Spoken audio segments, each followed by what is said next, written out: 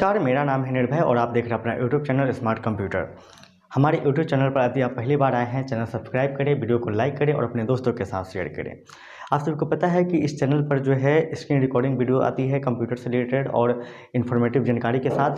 तो इस पर जो है अब मैथ का भी क्लास शुरू हो गया है। तो ये मैथ का दूसरा वीडियो है, पार्ट वन जो है पहले आ चुका है, या पार्ट 2 है। पार्ट 1 का जो लिंक है वीडियो डिस्क्रिप्शन बॉक्स में मिल जाएगा, आप वहां पर चेक कर सकते हैं। तो अभी हम लोग जो कवर कर रहे हैं जो टॉपिक, वह टॉपिक है संख्या पद्धति। और संख्या पद्धति के अंतर्गत आज के क्लास में हम लोग देखने वाले हैं परिमेय संख्या, समतुल्य परिमेय संख्या, अपरिमेय संख्या और वास्तविक संख्या। तो आइए सबसे पहले बात कर लेते हैं परिमेय संख्या।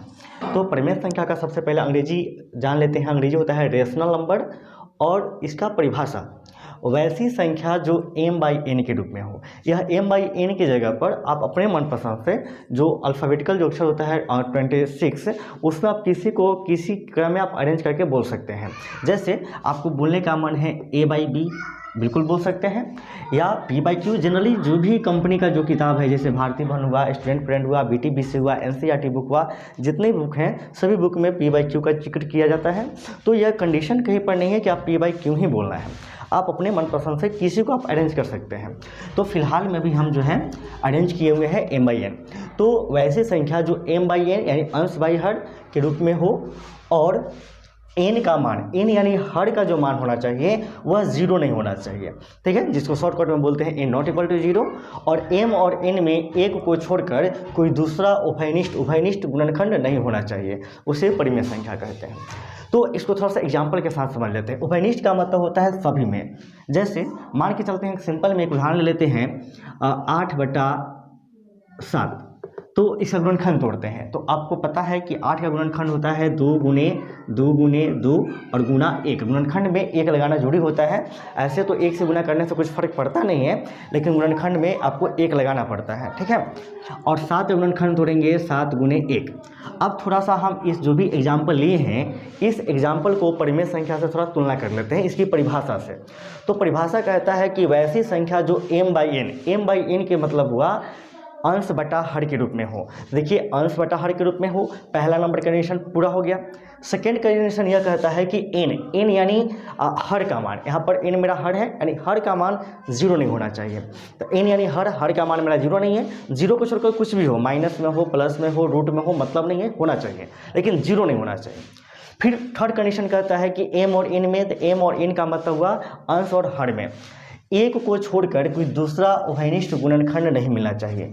तो देख रहे हैं कि यहाँ पर कि अंश और हर में केवल हमको एक ही मिल रहा है, एक को छोड़कर कुछ नहीं मिल रहा है। यहाँ पर 2 है तो यहाँ पर 7 है, यहाँ 7 है तो यहाँ पर 7 नहीं है।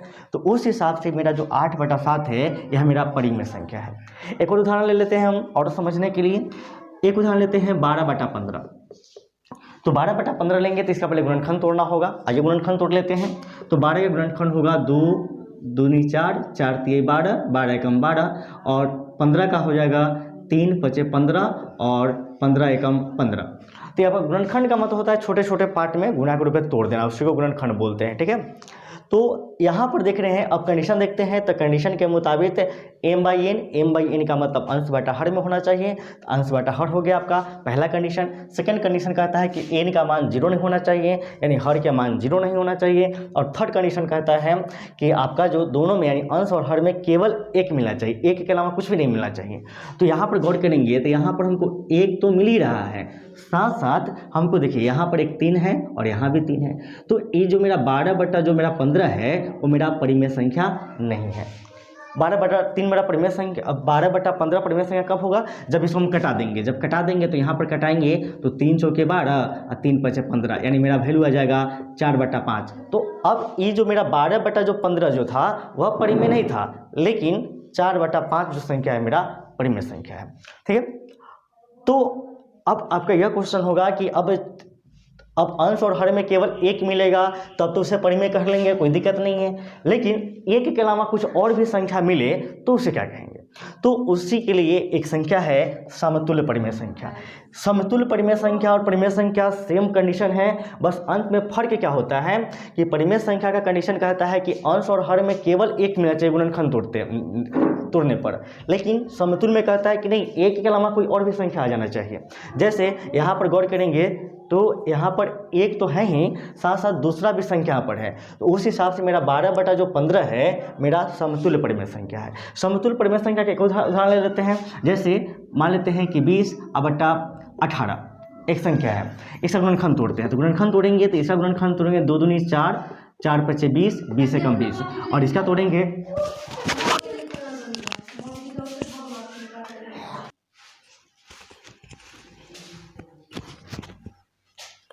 तो यहाँ पर देखिएगा ये जो है 20 का गुणनखंड और 18 का तोड़ेंगे तो 3 तिहाई 9 और 9 दूनी 18, 18 का 18। अब यहाँ पर क्या है कि अंश बटा हर में भी है, हर का मान 0 भी नहीं है, और दोनों में मेरा एक तो मिल ही रहा है, साथ साथ यहाँ पर देखिएगा 2 भी हमको टैली हो रहा है, यानी 2 भी मिल रहा है। तो ये जो मेरा 20/18 है यह मेरा परिमेय संख्या न हो के मेरा समतुल्य परिमेय संख्या है। तो समतुल्य परिमेय संख्या में आपको एक के अलावा कोई और संख्या मिलता है और परिमेय में केवल एक ही मिलता है। तो उम्मीद है कि आपको परिमेय और अपरिमेय समझ में आपको आ गया होगा। इसका और भी उदाहरण है, जैसे कि 5/3 हुआ, 7/9 हो जाएगा, 11/13 हो जाएगा, और भी उदाहरण है। अब बात कर लेते हैं अपरिमेय संख्या की। अपरिमेय संख्या का अंग्रेजी होता है इरेशनल नंबर, और अपरिमेय संख्या का सिंपल सी परिभाषा है वैसी संख्या जो m/n का मतलब हुआ कि अंश और हर के अंश बटा हर के रूप में नहीं होना चाहिए।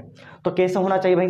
तो इसके लिए एक सिंपल सा बताया जाता है, एक कंसेप्ट है कि वैसा संख्या जो रूट में रहे, ठीक है, उसे हम लोग क्या बोलेंगे? अपरिमेय संख्या। यानी जो रूट में रहेगा उसे हम लोग अपरिमेय संख्या बोलेंगे। जैसे √3, √2, √5, √7, यानी इस सभी जो भी संख्या है सबको हम लोग बोलेंगे अपरिमेय संख्या। लेकिन मान लेते हैं कि हम √4 लिख देते हैं, तो √4 रूट में है, लेकिन √4 आपका अपरिमेय ना होके ये आपका होगा परिमेय। क्यों होगा? क्योंकि √4 का जो वर्गमूल है पूरा हमको निकल के आ जाता है, मेरा 2 निकल जाता है। तो √4 के बदला में क्या लिख सकते हैं हम लोग? 2 लिख सकते हैं। तो यह हुआ। उसके अलावा जैसे कि मान के चलिए कि हम √16 लिख देते हैं, तो √16 भी नहीं होगा, रूट में है लेकिन नहीं होगा। ठीक है, क्यों नहीं होगा? क्योंकि √16 के बदला में जो मेरा वैल्यू जो आएगा वो मेरा 4 वैल्यू आएगा, और 4 जो है यह मेरा संख्या हो जाएगा परिमेय, क्योंकि इसका परिभाषा कहता है कि m/n होना चाहिए। तो 4/1 यानी अंश बटा हर हो गया। तो वैसी संख्या जो मेरा रूट में तो हो, लेकिन कंडीशन यह है, टर्म एंड कंडीशन यह है कि वह संख्या जो होना चाहिए पूर्ण वर्ग संख्या नहीं होना चाहिए। पूर्ण वर्ग संख्या का मतलब हुआ वैसा संख्या जिसका वर्गमूल पूरा निकलता है। जैसे 1, 4, 9, 16, 25, 36 और भी है संख्या। ऐसा संख्या होता है जिसका वर्गमूल पूरा नहीं निकल जाता है, लेकिन यह यदि रूट में रहेगा तो वो आपका परिमेय नहीं होगा। ये सभी संख्याओं को छोड़कर कोई और भी संख्या रूट में रहेगा तब वह मेरा जो होगा अपरिमेय संख्या होगा।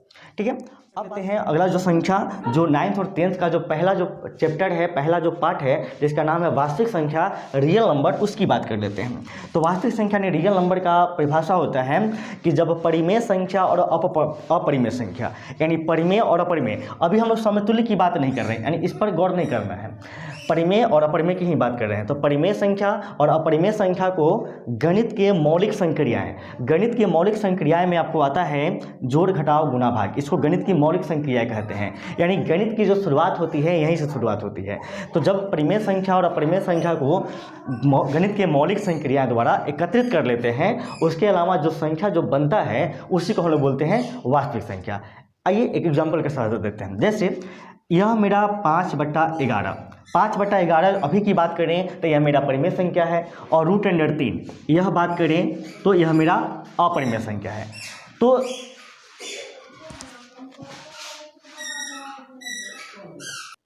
बस हो गया। तो यहाँ पर 5/11 आपका परिमेय संख्या है और √3 ये आपका अपरिमेय संख्या है। अब दोनों को जो है मौलिक गणित की मौलिक संक्रियाएं जो है इसके द्वारा एकत्रित करना है। तो आप इसके बीच में यदि आप प्लस लगा दें या ये जो भी 4 है जोड़ घटाव गुना भाग यानी प्लस माइनस मल्टीप्लाई और डिवीजन, तो इसमें कोई भी इसमें ऐड कर देंगे बीच में।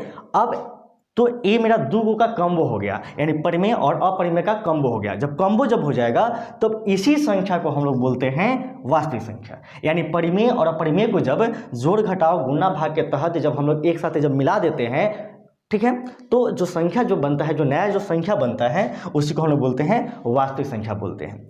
एक और उदाहरण देख लेते हैं, जैसे यह मेरा 5, यह 5 नहीं, एक और दूसरा उदाहरण ले लेते हैं, बार बार 5 लेना उचित नहीं है। तो मान लेते हैं कि एक मेरा 7 संख्या है, ठीक है, और 7 के बटा कुछ नहीं तो मेरा 1 है। अब यहाँ पर गुना कर देते हैं, अब गुना √11। तो ये मेरा परिमेय संख्या और ये मेरा अपरिमेय संख्या, दोनों को हम लोग जो है गुणा के रूप में एकत्रित कर दिए। तो अब मेरा ये जो संख्या जो बन गया, ये जो संख्या का अब ऐसे लिखना उचित नहीं बनेगा, थोड़ा सा और टाइप का लग रहा है, तो इसको लिखाएगा कैसे, आपका ऐसे लिखाएगा 7√11। आप लोगों को पता होगा कि दो संख्या के बीच में कुछ भी नहीं रहता, गुना छुपा हुआ रहता है। तो यहाँ पर गुना हाइड है, मल्टीप्लाई यहाँ पर हाइड है और ऐसे लिखाएगा। अब यह जो मेरा संख्या है यह मेरा वास्तविक संख्या के कैटेगरी में आपका आएगा, यानी इसको हम लोग वास्तविक संख्या बोलते हैं। तो आता है कभी कभी चुनने के लिए ऑप्शन में कि निम्नलिखित में कौन अपरिमेय संख्या है और कौन अपरिमेय संख्या नहीं है। तो एक क्वेश्चन आता है जो जनरली बिहार बोर्ड पूछता है फाइनल एग्जाम में, एक क्वेश्चन है इसका, आप यहाँ पर हम लिख दे रहे हैं, उसका आंसर क्या होगा आप जो है कमेंट बॉक्स में बता सकते हैं यदि आपको आता है तो यह जो संख्या है मेरा, यह मेरा परिमेय है या अपरिमेय है, आप कमेंट करके आप बता सकते हैं। यदि आपको पता है तो यह 2√2 बाई √8। यह जो क्वेश्चन है बिहार बोर्ड जो है बहुत बार पूछे हुए हैं कि निम्नलिखित में कौन परिमेय है और कौन अपरिमेय है, इस कैटेगरी का जो क्वेश्चन होता है उससे पूछा जाता है। तो यह क्वेश्चन है। तो उम्मीद करते हैं कि आपको परिमेय संख्या, समतुल्य परिमेय संख्या, अपरिमेय संख्या, वास्तविक संख्या आपको समझ में आ गया होगा। और यह जो है संख्या पद्धति का दूसरा वीडियो है, पहला वीडियो का लिंक वीडियो के डिस्क्रिप्शन बॉक्स में चेक कर सकते हैं या आई बटन पर चेक कर सकते हैं, आप वहां मिल सकता है। उम्मीद करते हैं कि आपको जानकारी अच्छा लगा होगा। यदि जानकारी आपको अच्छा लगा होगा तो वीडियो को लाइक करें, चैनल सब्सक्राइब करें और अपने दोस्तों के साथ शेयर करें। वीडियो देखने के लिए आपका बहुत बहुत धन्यवाद।